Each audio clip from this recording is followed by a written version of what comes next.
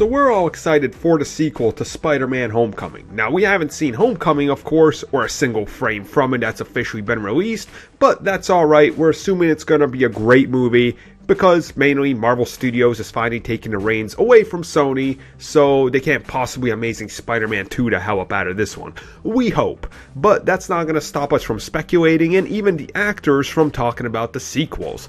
So Tom Holland recently, while doing press rounds to actually promote some of his other stuff, had this to say: "My next project, I can't tell you about, but we're just finishing Spider-Man, and we're talking about the second one, and who the villain is going to be, and where we're going." So there you go. Tom Holland is telling you, one, he can't tell you what his next movie is going to be, which it's probably Spider-Man Homecoming, let's be real. That's why he can't announce it, because if it was another smaller indie film or something, he'd be right out, allowed to say it. If it's something Marvel, they pretty much will send snipers after you if you leak anything out. So obviously after that, he's probably going to be appearing in another Spider-Man movie. Now originally when the emails leaked about the proposed deal, it was stated that by the end of 2018, there would have to be a second movie. Now guaranteed this probably got pushed to like maybe the summer of 2019, so we'll probably see a second Spider-Man movie by then. And there's no way they're going to take more than 2.5, 3 years to put out another one,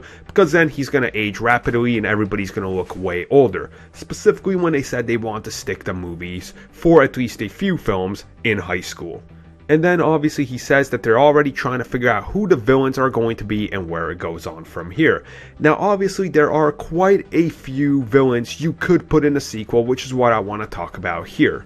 So let's just go off the top and talk about a few of these villains we could potentially see.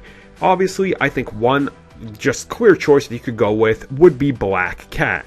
Maybe you save her for when they're older, because obviously, sexualized Felicia Hardy, you definitely don't want to do that with younger people. But once Peter Parker is grown up, maybe once he's in a relationship with MJ and things like that, maybe this can, kind of flip everything upside down. You include Felicia Hardy, she's a different type of mentality. He's attracted to her, but, they could definitely play around with the emotional status and who will he go with and all things like that. Plus, she's a great martial artist in her own, and she has a great backstory, so I think that could really work. The other one that I think a lot of people want to see in here is, of course, Carnage, aka Cletus Cassidy. Now, I think Carnage is definitely not suited for a high school movie. I'm sorry, I know this video is already going to get dislikes just because I insulted the holy mighty praise of Carnage, but think about it realistically. Carnage is a crazy killer. He's a dude that's in the loony bin. He's a dude that literally commits murder and, rips people apart. You're not going to have that happening in a high school setting, and Cletus Cassidy isn't going to be some, 15-year-old kid. You need a crazy dude. So I think it's another villain that you save for way down the road. And of course, why would you do Carnage if you haven't done Venom? Because the natural story progression says that you should probably do Venom first. Now, having Venom could be a problem, since it seems like Sony still wants to do a Venom movie that's somehow not connected to the MCU version, which is kind of really confusing, but I guess we'll leave that at that. Another obvious choice would be one of the Goblins. I would go with the Hobgoblin, mainly for the fact that, well, you haven't done the Hobgoblin yet in live action, and the Green Goblin already got his turn twice, and both times to varying degrees of success and failure. More specifically in The Amazing Spider-Man, where it was mostly just failure with his look, and then the temper tantrum he kind of threw around. And honestly, with the Hobgoblin, you have a few different characters that could take on that mantle, so I think you could also even do the Marvel thing and play around with who is the Hobgoblin. Next up, Kraven the Hunter. I think this would be an obvious choice. It's a lot easier than you really think.